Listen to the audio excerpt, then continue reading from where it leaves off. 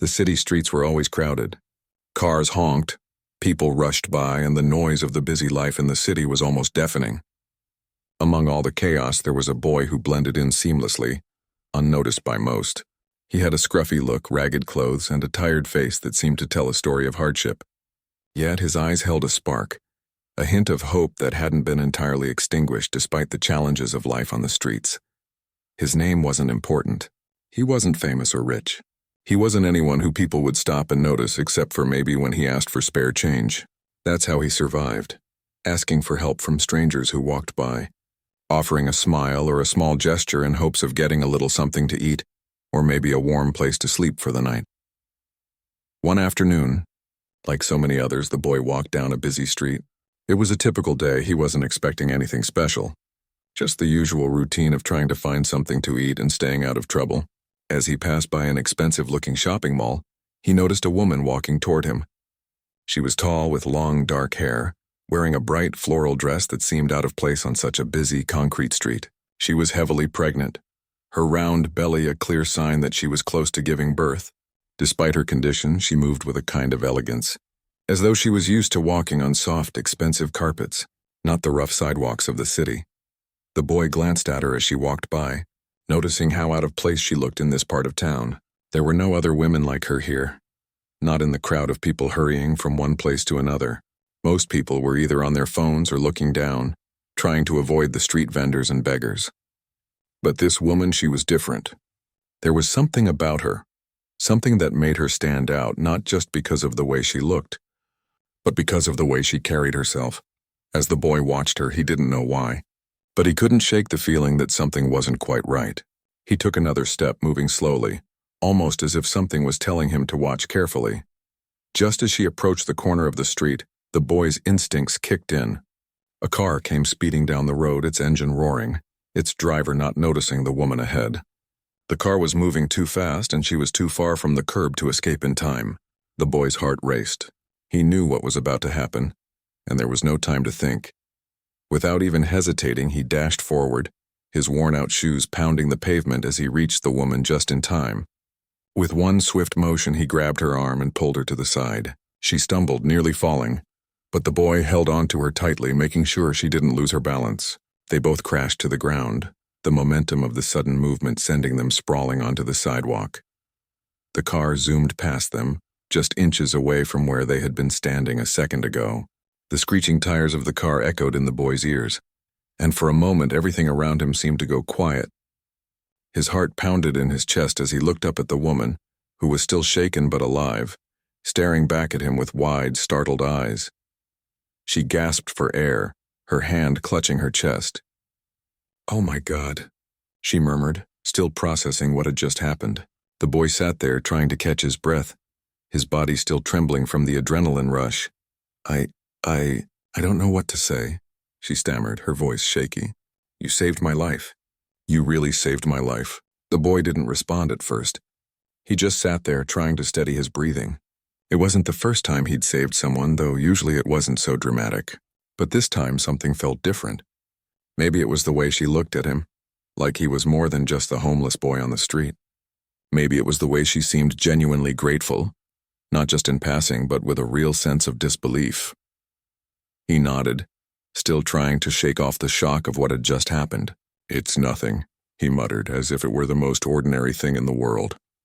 "I just did what I had to do." But she wasn't convinced. She stared at him, her eyes wide with gratitude and curiosity. "But why? Why would you risk your life for someone you don't even know?" The boy paused, unsure of how to answer. It wasn't like he had a plan or anything. He just acted. Something in him had told him to move, to save her. He didn't even think twice about it. "I don't know," he finally said, shrugging. "It just felt like the right thing to do." She studied him for a moment, her expression softening. "Well, whatever the reason, I'm so thankful," she said, her voice sincere. "You saved my life, and my baby's life too." The mention of her baby made the boy glance down at her belly. He hadn't even noticed before, too caught up in the rush of the moment. Her hand instinctively went to her stomach as if protecting it from some unseen danger. The boy felt a sudden surge of warmth, a strange feeling of pride mixed with relief. He had done something good today, something that mattered. I don't know how I can repay you, she continued, her voice trembling slightly as she stood up, brushing herself off. But please let me do something for you, anything. The boy looked up at her, feeling a bit awkward. He was used to people ignoring him, walking by without a second glance or offering a few coins before moving on. He wasn't used to this, being thanked, being noticed. He wasn't sure how to respond. I don't need anything, he said quickly, standing up slowly. Just be careful next time. But she wasn't satisfied with that answer.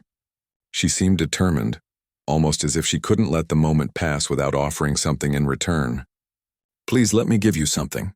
You're in need, aren't you? I can help you. Maybe I can give you some money or buy you something to eat. The boy shook his head. I don't need your charity, he said, almost embarrassed. I'm fine, really. She frowned, clearly not convinced. But instead of insisting further, she gave him a soft smile and took a deep breath. Well, I'm not going to just let this go. My name is Ella, she said. If you ever need anything, just call me. Don't be afraid to ask. She pulled out her phone and handed it to him, showing him the screen. The boy took it, unsure of what to do with it. It was a luxury phone, the kind he'd never even touched before. She entered her number and handed it back to him. Please, call me if you need anything, she repeated. The boy hesitated for a moment, but then accepted the phone. I'll think about it, he muttered, unsure of what to say. With that, she nodded and started to walk away, leaving the boy standing there on the sidewalk, still unsure of what had just happened. As he watched her walk away, he couldn't help but feel a strange sense of wonder. He had saved a woman's life. He didn't expect anything in return, but there was something about her offer, something that made him feel as though, just for a moment, he mattered. He stood there, holding the phone in his hand, looking down at the number she had written down. For a moment, it felt like his whole world had shifted. Maybe this was the beginning of something new, something he never expected. The sounds of the city faded into the background as the boy walked away, his mind racing with thoughts he hadn't had in a long time.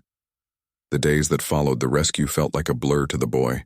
Life on the streets was always unpredictable, but after the incident with the woman, things seemed quieter. He returned to his usual routine, wandering the city, looking for food and avoiding trouble. But in the back of his mind, he couldn't stop thinking about her. He found himself replaying the moment when he had grabbed her arm and pulled her out of harm's way, hearing her shaky voice and seeing the shock in her eyes. For the first time in a long while, the boy felt like something had shifted in his life. He wasn't just the homeless kid no one paid attention to. In that one moment, he had done something that mattered. He had made a difference. Still, he didn't expect to hear from her again. People like her, he thought, probably had busy lives full of important things to do. They wouldn't waste their time thinking about someone like him. But he had been wrong. 2 weeks after their chance encounter, the boy's phone buzzed with an unfamiliar number. He hesitated for a moment before answering, unsure of what to expect. Hello? He said cautiously, his voice a bit rough from not speaking to anyone much lately. There was a soft, familiar voice on the other end. Hi, it's Ella, the woman said, the tone of her voice warm and kind. I don't know if you remember me, but I wanted to check in on you. I've been thinking about you. The boy felt a strange mix of emotions. It was her, Ella. He hadn't expected her to reach out. He didn't know why she was calling, but there was something about her voice that made him feel both surprised and grateful. Yeah, I remember you, he replied, trying to sound casual but feeling awkward. I didn't expect you to call, Ella chuckled softly. I know I wasn't sure if you'd want to hear from me, but I've been thinking about what happened that day. You saved my life and I wanted to know if you're okay. You don't have to answer if you don't want to. But if you ever need anything, I really mean it. The boy paused, not sure how to respond. People didn't usually check on him. No one ever really cared enough to ask how he was doing. He was just a face in the crowd, blending in with the noise of the city. I'm fine, he said, almost too quickly, not wanting to seem weak or needy. Just getting by, you know. I understand, Ella said gently, but I want to help if you'll let me. You don't have to be alone out there. If you need food or a place to stay or even just someone to talk to, I'm here. Her words surprised him. He hadn't expected such kindness from a stranger. And yet it felt real. It wasn't forced or out of obligation. It was as if she genuinely wanted to help him. The boy didn't know what to make of it. He was used to people offering quick fixes or giving money out of pity. But Ella wasn't offering pity. She was offering something much more valuable, genuine care. "Why would you want to help someone like me?" he asked, his voice low, almost skeptical. He didn't want to sound rude, but he couldn't help it. People like Ella didn't help people like him. Not without wanting something in return. Ella's voice softened. "Because you're a good person," she said simply. "And because I've been where you are. Not on the streets, but I know what it's like to feel like no one cares. I don't want you to feel that way." Her honesty caught him off guard. He had never thought of her as someone who could relate to him. She was a woman with everything. A nice home, a loving husband, and now a child on the way. How could she possibly understand what it was like to struggle every day? To wonder where the next meal would come from? But her words lingered in his mind. "I don't know," he said after a long pause. "I don't want to be a burden. I don't want to take anything from you." "You're not a burden," she replied firmly. "Look, I don't want to force anything on you, but I also don't want you to feel like you have no options. If you ever need anything, please don't hesitate to reach out. I'm not offering this because I feel sorry for you. I'm offering it because I care." Her sincerity was undeniable. It was the first time someone had spoken to him like this, like he mattered, like he was more than just a person to ignore or avoid. Her offer was different. It wasn't about charity. It was about connection. I don't know what to say," the boy admitted. "I'm not used to people offering help like this." "You don't have to say anything," Ella said with a soft laugh. "I'm not asking for anything in return. I just want you to know that you don't have to go through life alone. You don't have to keep fighting without someone in your corner." There was a long pause. The boy stared out at the city streets, watching people walk by, lost in their own lives. He was used to being invisible, but for the first time he felt like someone saw him, really saw him. It wasn't just the boy who had saved her life. It was the boy who deserved more than just scraps from the world. "I'll think about it," he said finally, his voice quieter now, more thoughtful. "Maybe I'll call you someday." "That's all I'm asking," Ella said. "Take care of yourself. And remember, I'm just a phone call away." After they said their goodbyes, the boy stood there for a moment, holding the phone in his hand. His heart felt heavy, but in a way it also felt lighter. He didn't know if he would ever call her, but just knowing that someone cared, that someone wanted to help, was enough to make him believe that maybe, just maybe, things could change. As the days passed, the boy couldn't shake the feeling that something had shifted in him. He went back to his daily routine, trying to push the thought of Ella out of his mind, but it kept creeping back in. He thought about how she had spoken to him with such kindness, how she had made him feel like he wasn't invisible, like he wasn't just a shadow in the city, and for the first time in a long while he allowed himself to hope. One evening, as he sat on a bench in a park, watching the sun set behind the skyline, he found himself thinking about Ella's offer again. Maybe he didn't have to keep struggling on his own. Maybe he could take her up on her offer. Maybe he could stop pretending that everything was fine and actually let someone help him. But even as the thought crossed his mind, he felt a wave of doubt. He wasn't sure if he could take that step. People like him weren't supposed to ask for help, let alone accept it. But the more he thought about it, the more he realized that he didn't have to do it alone. He had been alone for so long, but maybe that didn't have to be his story anymore. He glanced down at the phone in his hand. Maybe it was time to make that call. The boy's life had always been a series of quiet days, wandering from place to place, finding whatever scraps he could to get by. But nothing about this evening felt like the usual routine. The phone call from Ella had shattered his calm. He had known her for only a brief time, but her voice carried an urgency that he couldn't ignore. Her husband was in trouble and she didn't know where to turn. There was a fear in her words that stayed with him long after the call ended. When he promised to help, he didn't know exactly how. He didn't have much, nothing more than the clothes on his back and the small amount of money he managed to scrape together each day. Yet in that moment he knew that whatever he had, he needed to give it to her. He had promised to help her, and he was going to keep that promise. He walked as quickly as he could through the cold night air, his breath visible in the frigid breeze. The city was quieter than usual, as if it too understood the seriousness of the moment. His worn-out shoes slapped against the pavement, the noise a reminder of how little he had.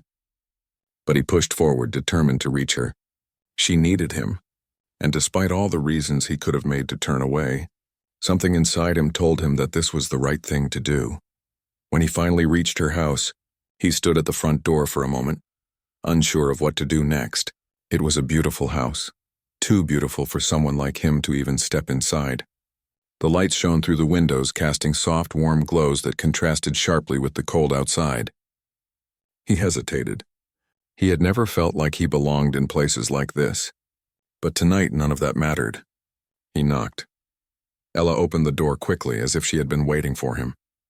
Her eyes were red from crying, her face pale, and she looked like she hadn't slept in days. She took one look at him and without a word stepped aside, allowing him to enter. "Thank you for coming," she said, her voice shaky. "I didn't know who else to call. I was too scared to be alone." The boy didn't know what to say. Words never came easy to him, especially not in moments like this. But he nodded, understanding.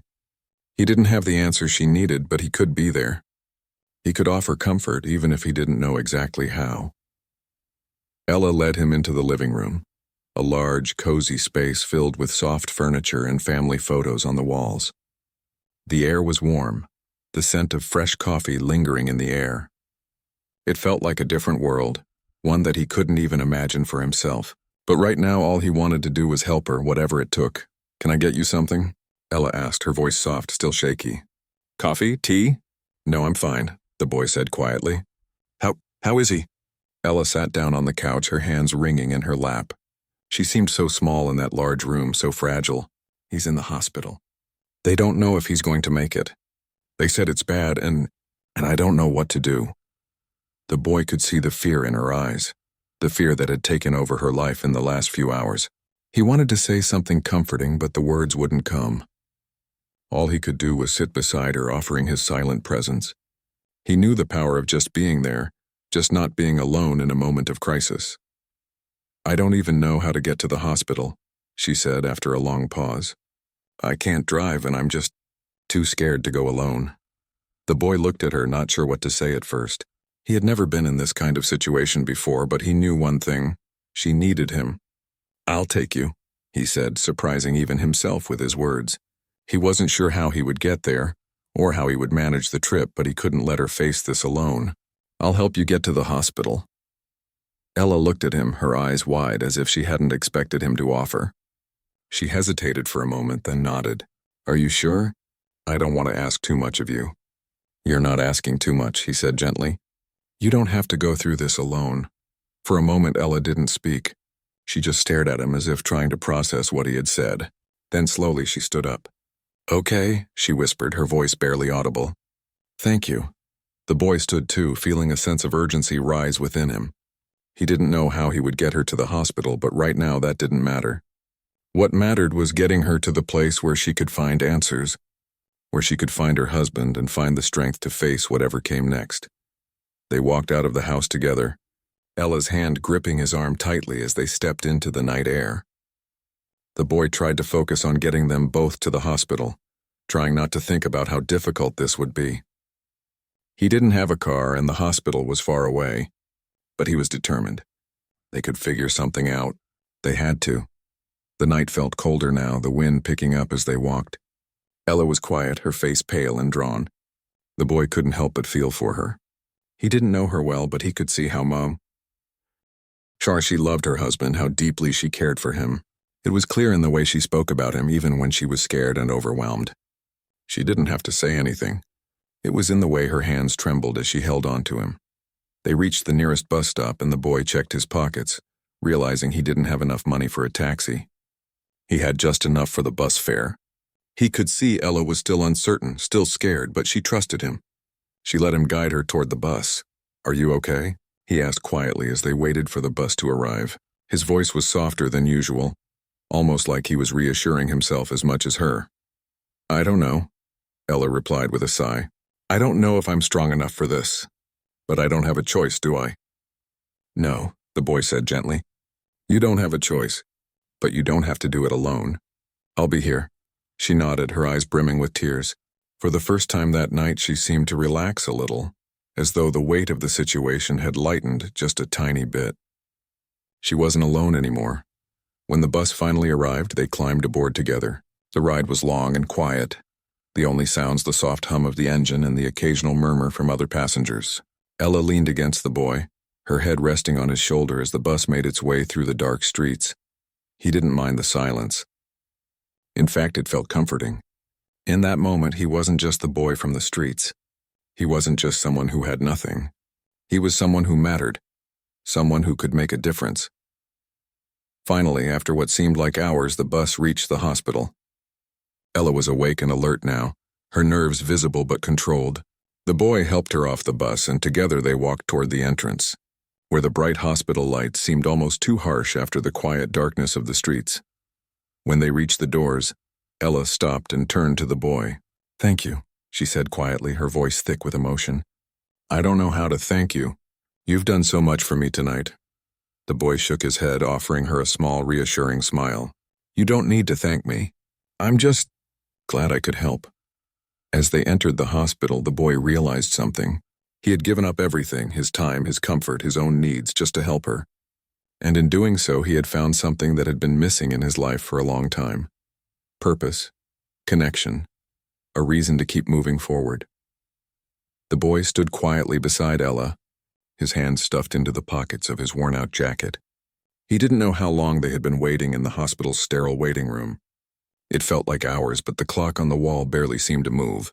The harsh fluorescent lights above cast a pale glow on the room, adding to the cold, impersonal atmosphere that made it feel more like a holding place for uncertainty than a place of hope. Ella had barely spoken since they arrived. Her eyes were red from crying, and she seemed lost in her thoughts, her gaze fixed on the ground. The boy knew the fear she was feeling. It was the kind of fear that wrapped itself around your chest and wouldn't let go. The kind that made it hard to breathe, hard to think. He had seen it in his own life more times than he could count, but he didn't know what to say to her now. He wasn't good with words. He didn't have answers for the questions that were swirling in her head. What if her husband didn't make it? What if everything changed in an instant? What if she had to face the worst and she was all alone? He wanted to help her, but what could he possibly say that would make any of this better? They sat in silence for what felt like an eternity. Every now and then, Ella would glance at him, her eyes filled with gratitude, but also with a kind of sorrow. She wasn't the kind of woman who was used to feeling helpless.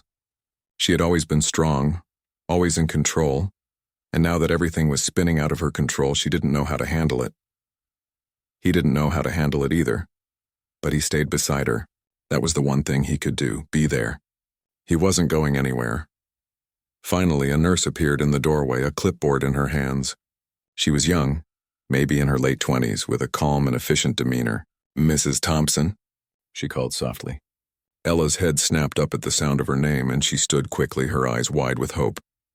The boy stood too, unsure of whether he should follow her or stay in the background.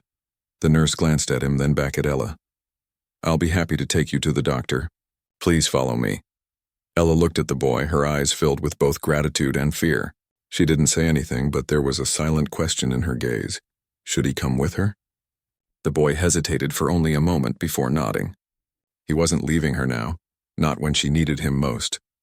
The nurse led them down a long corridor, the sound of their footsteps echoing in the quiet hospital. The boy could feel Ella's tension growing with each step, her body stiff and rigid, as if she were preparing herself for something she couldn't yet face. He wished he could ease her burden somehow, but he knew this wasn't something he could fix. There were no words that could make it better. They reached a small, sterile room, and the nurse opened the door, motioning for them to enter. Inside, a doctor was sitting at a desk reviewing some files. He looked up as they entered, offering a polite smile, though his eyes were kind and full of empathy. "Mrs. Thompson," the doctor said, standing up. "It's good to see you. How are you holding up?" Ella's voice trembled as she spoke. "I don't know. I'm scared. I don't know what's going to happen to him." The doctor nodded, understanding. "I can't give you all the answers right now, but I'll tell you what I do know. Your husband's condition is stable, but he's not out of the woods yet. The next 24 hours will be crucial. We're doing everything we can, but right now it's a waiting game." Ella sank into the chair beside the doctor's desk, her hands clasped tightly in her lap. The boy could see how hard she was trying to hold it together, but it was clear she was falling apart inside. The doctor continued speaking, explaining the medical details, but the boy could see that Ella wasn't really hearing him. Her mind was elsewhere, focused on her husband, the man she loved more than anything. He could feel the weight of her fear pressing down on him, and though he didn't know exactly how to comfort her, he stayed close, his presence a small anchor in a storm of uncertainty. After a few minutes, the doctor finished explaining the situation and gave them some instructions for what to do next. Ella thanked him quietly, but the boy could see that she wasn't really processing anything he had said. She was numb, lost in the overwhelming reality of the situation. As they left the doctor's office, Ella walked a little slower, her shoulders slumped under the weight of the news. The boy couldn't help but feel for her. He had never known a love like the one she had for her husband. It was the kind of love that made you want to fight, to do whatever it took to keep the person you cared about safe. He had never experienced that kind of bond, but he could see it in her eyes every time she spoke about him. They returned to the waiting room, and Ella sat down again, her hands trembling slightly. The boy sat beside her, unsure of what to do next. He couldn't offer solutions. He couldn't make her feel better. But he could stay. He could keep her company while she waited for the news that would change everything. Ella's phone buzzed in her hand and she glanced at the screen. Her face changed instantly, a flicker of hope in her eyes. It was a message from her husband's doctor, letting her know that there had been a slight improvement. It wasn't much, but it was something. The boy saw the relief wash over her face, and for the first time that evening, she looked like she might breathe again. "Thank you," she whispered, her voice thick with emotion. "You didn't have to do this. You've been here for hours. I don't know what I would have done without you." The boy just nodded, his throat tight. He didn't have the words to respond, but he didn't need to say anything. His presence, his willingness to be there, was all that mattered. And in that moment, he realized that maybe this was his purpose, to be there for people when they needed someone, even if it wasn't in the way he had always imagined. As the evening wore on, the boy stayed by her side. The hours passed in a blur, and before long the doctor came back to update them. The news was better than before, though still uncertain. There was hope, but it wasn't guaranteed. Ella's relief was palpable, but the boy knew the journey wasn't over. There would be more waiting, more moments of fear and uncertainty. But for now, at least, they had this. They had each other's support. And for the first time in a long while, the boy felt like he had a place. He wasn't just a homeless kid lost in the city anymore. He was someone who mattered, someone who could make a difference. The days following the hospital visit felt like a whirlwind. The boy had stayed with Ella for the next several days, offering whatever support he could. There were moments when the waiting seemed unbearable, when the uncertainty of her husband's condition pressed down on them both like an invisible weight. But Ella kept going, trying to hold it together for him, for her husband, and for herself. The boy wasn't sure what he was doing anymore, or why he had stayed. He had never been this involved in someone else's life before, never cared this much. But as he watched Ella he saw the way she was trying to keep her family together despite everything falling apart. Something in him shifted. He had always kept his distance from people, never wanting to get too close. But with her, he didn't feel like he had to hide anymore. He didn't feel like he was just a shadow in the background. He had been a ghost in his own life, drifting from place to place, never truly belonging anywhere. But here, with Ella, he felt like maybe he could be someone who mattered. Maybe, just maybe, he could have a purpose. Ella's husband, though still in critical condition, was showing signs of recovery. It wasn't much, but it was enough to give them hope.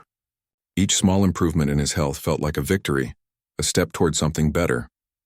But despite the progress, Ella remained anxious. She spent every moment by his side at the hospital, unwilling to leave him for even a second. The boy could see the exhaustion in her eyes, the way she barely slept or ate. He knew how hard it was for her, but he also knew there was nothing he could say to make it easier. One evening, as Ella sat in a chair beside her husband's bed, the boy sat nearby, watching her. She had been like this for days, distant, lost in thought, as if she were barely present. He could see how much she was trying to hold it together, but he knew the strain was getting to her. "You need to rest," he said quietly, breaking the silence. "You've been here non-stop." Ella glanced at him, her tired eyes meeting his. "I can't. I need to be here." "I can't leave him," the boy nodded. He understood. He didn't have the answers for her, but he knew she wasn't going to rest until her husband was safe.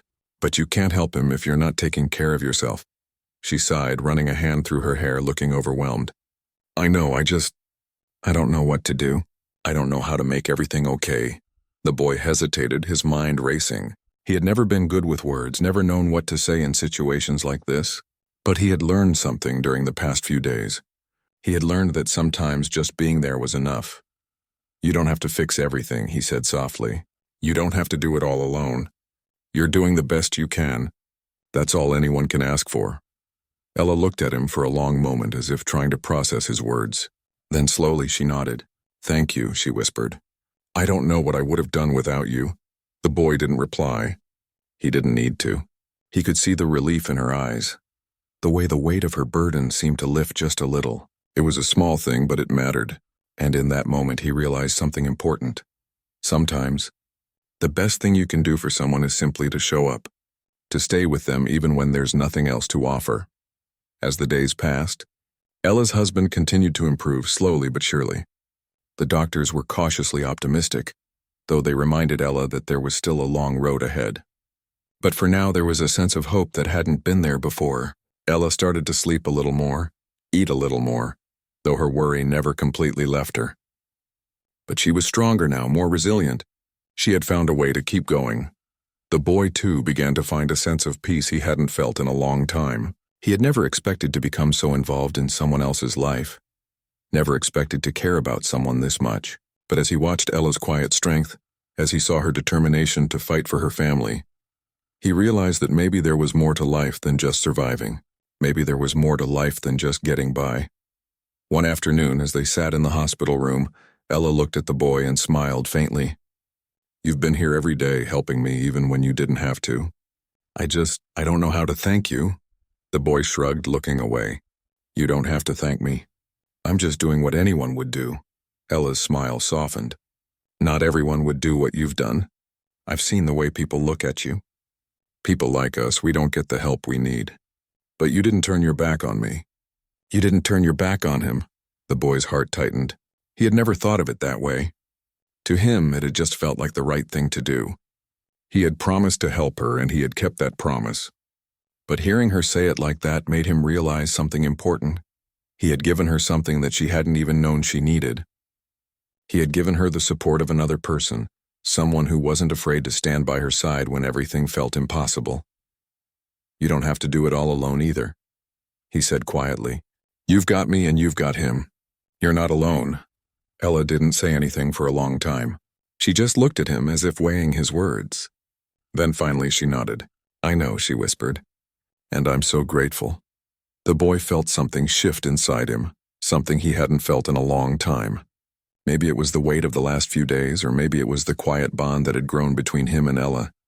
But for the first time in a long while, he felt like he had a place in the world. He wasn't just some forgotten kid on the streets. He wasn't just the invisible person who no one noticed. He had a purpose now, and it was a purpose that meant something. As the days turned into weeks, Ella's husband slowly regained strength. The doctors were amazed at his progress, and although there were still setbacks and challenges, it was clear that he was on the road to recovery. Ella was more at ease now, though she remained vigilant, never letting her guard down completely. And the boy, he had become part of their world. He didn't know what the future held, but he knew one thing. He had done something good. He had helped someone who needed it. And in doing so, he had found something for himself, something he hadn't even known he was looking for. He had found a connection, a purpose, and for the first time in his life, he didn't feel like he was just drifting. As the hospital room began to feel less like a place of despair and more like a place of hope, the boy couldn't help but feel a quiet sense of pride. He had made a difference. Not in a grand, dramatic way, but in a way that mattered. He had shown up when it counted. And maybe that was enough.